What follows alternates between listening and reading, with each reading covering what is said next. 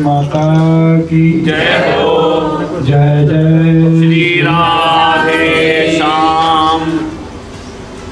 लुधियाना महानगर की उत्तर दरा पर परम पूज्य परमात्मीय हमारे देश की विमान महान संत रूपी पूज्य श्री आसाराम बापू महाराज जी की कृपा करुणा से फलीभूत हो रही इस दिव्य गौशाला के पावन प्रांगण में हमारे भारतवर्ष की व्यास परंपरा के गौरव पूज्य श्री गौरदास महाराज जी का आज आप हम सब पावन जन्म महामहोत्सव सर्वदेव में गौ माता के पावन सानिध्य में उनके पावन तीर्थ स्थल में मना रहे हैं।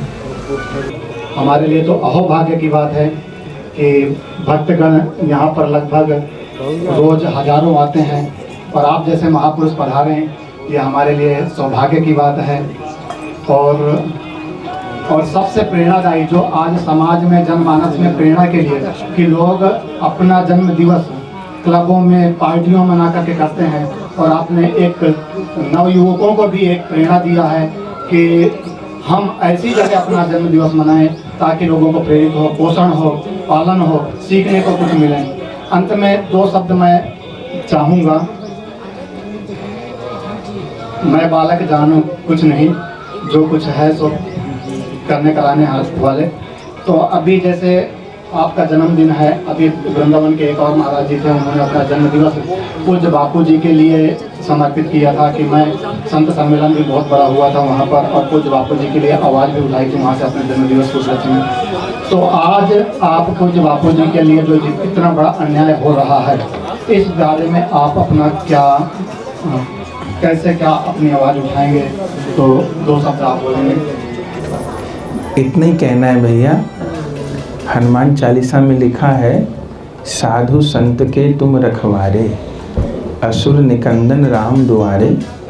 हम लोग किसी संत की क्या रक्षा करेंगे?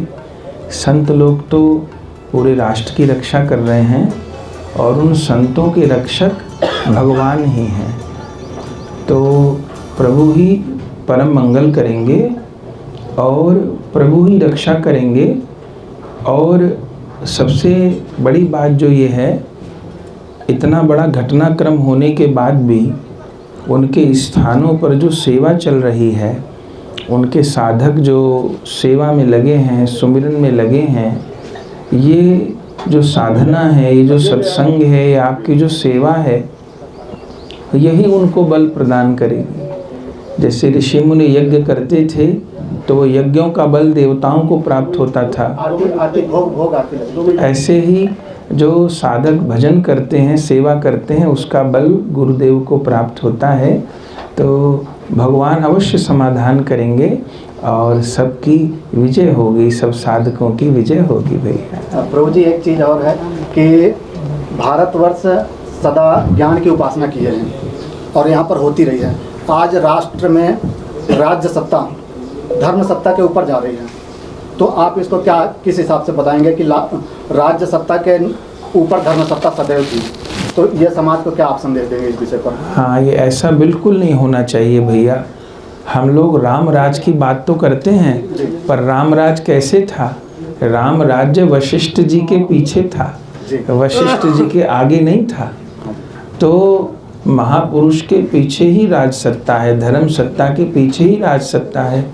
तो यदि राम राज हमको चाहिए तो धर्म को आगे करना होगा, धर्मात्मा को आगे करना होगा, और उन संत सदगुरु के अनुगत्य में ही राष्ट्र का कल्याण होगा। आज पूज्य बापू जी के निर्देशानुसार पूरे भारत में 450 आश्रम चल रहे हैं, 42 गौशालाएँ चल रही हैं, 17,000 बाल संस्कार केंद्र चल रहे हैं, गुरुकुल 40 से भी ज़्यादा गुरुकुल चल रहे हैं। तो जो सनातन धर्म की जो मुख्य रीढ़ है, बाल संस्कार, बच्चों में संस्कार देना, युवा धन की सुरक्षा हो, जो आपने सुना भी है, मातृ पितृ पूजन, जो वैलेंटाइन डे की ओर आकर्षित हो रहे थे। तो इतनी सारी सेवा प्रकल्प चलाए हुए हैं पूज्य बापू जी। तो क्या आपको कहीं ना कहीं लगता है कि ये जो विधर्मी लोग हैं, जो अपने धर्म को बर्बाद करना चाहते हैं, तो उनका कहीं ना कहीं रोल है इसमें? देखिए, षड्यंत्र तो जरूर कोई ना कोई होगा ही।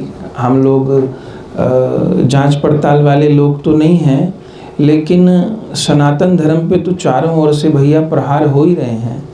अभी जो इतने नए नए भगवान पैदा हो गए, आप सोचिए राम कृष्ण की उपासना पीछे रह गई, ऐसे ऐसे भगवान पैदा हो गए जिनका 10, 20, 40 साल पहले तक कोई अता पता नहीं था, और उनके मंदिरों की सबसे बड़ी आय है। तो ये फंडिंग तो बाहर से होती ही है, लेकिन हम तो एक ही बात पर विश्वास रखते हैं कि साधु संत के तुम रखवारे। 800 साल मुगलों का राज रहा भैया, लेकिन तब भी सनातन धर्म मिटा नहीं। रावण और कंस जैसों का राज रहा, तब भी नहीं मिटा और अब भी नहीं मिटेगा। अंत में अपने जन्म दिवस पर पूज्य बापू जी के जो साधक हैं उनके लिए क्या संदेश देंगे? वीडियो बन रही है तो ताकि सब लगे रहिए भैया, क्योंकि बापू जी का साधक अभी भी मीडिया वालों ने बोला था उस समय 8 करोड़, पर अभी भी हमारा आकलन चल रहा है 4 करोड़। कि कुछ तो जो होते ना कि ऐसे वैसे होते जो प्रभाव देख करके आते हैं तो झड़ हो जाते हैं, फिर भी बापू जी के साधक दृढ़तापूर्वक लगे हुए हैं, उनके लिए क्या संदेश है? आप सब लोग अपनी साधना में लगे रहिए। गुरु शरीर नहीं होते हैं, गुरु ज्ञान होते हैं। तो जो आपको ज्ञान मिला है, जो आपको भक्ति प्राप्त हुई है, जो आपको साधन प्राप्त हुआ है, वो साधन ही गुरु हैं। वो गुरु का बताया हुआ ज्ञान ही गुरु हैं। गुरु शरीर नहीं होते। शरीर तो सबका कभी ना कभी पूरा भी होता है, पर ज्ञान के रूप में, हरिनाम के रूप में गुरुदेव सदा साथ रहेंगे और हैं। गोमाता तो प्राण है, हम लोगों के इष्ट गोपाल हैं, और गोपाल के इष्ट गोमाता है। और आप लोग इतने सुंदर ढंग से यहाँ मेंटेन किए हैं सब कुछ, न तो इतनी सफाई, इतनी सुंदरता सब जगह मिलती नहीं है। माने गोमाता सुख से विराज रही है। और आजकल गौशाला को ऐसा बनाना है कि आदमी, सब में तो उतनी श्रद्धा होती नहीं गोमाता के प्रति, तो आदमी का घूमने का भी मन कर जाए, तो यहाँ तो जिसमें कम श्रद्धा है वो घूमने भी आ जाएगा और फिर वो सेवा भी कर पाएगा। तो बड़ा सुंदर आपने परिवेश बना रखा है भैया। खूब गौ माता की कृपा हो, खूब यहाँ गौ सेवा हो। सबको प्रणाम करते हैं। ये संजीवनी रस है, ये गौमूत्र बेस से बनता है और इतना गजब का चीज़ है कि इससे कैंसर वगैरह मतलब असाध्य रोग जो हम वीडियो अगर उसको नाम ले लें तो वीडियो अपलोड नहीं हो सकती यूट्यूब में, तो ऐसे ऐसे रोग इससे ठीक होते हैं। और अभी वो अनुभव पे आए हैं। ये हमारे पूज्य बापू जी का ऋषभ साहब, और ये गायों के बारे में जो हमारी गौशालाओं का कहाँ से प्रयोजन हुआ, किस कारण से, क्योंकि आज कम से कम 20,000 गाय हमारी सारी गौशालाओं में चल रही हैं। तो ये सारी चीज़ें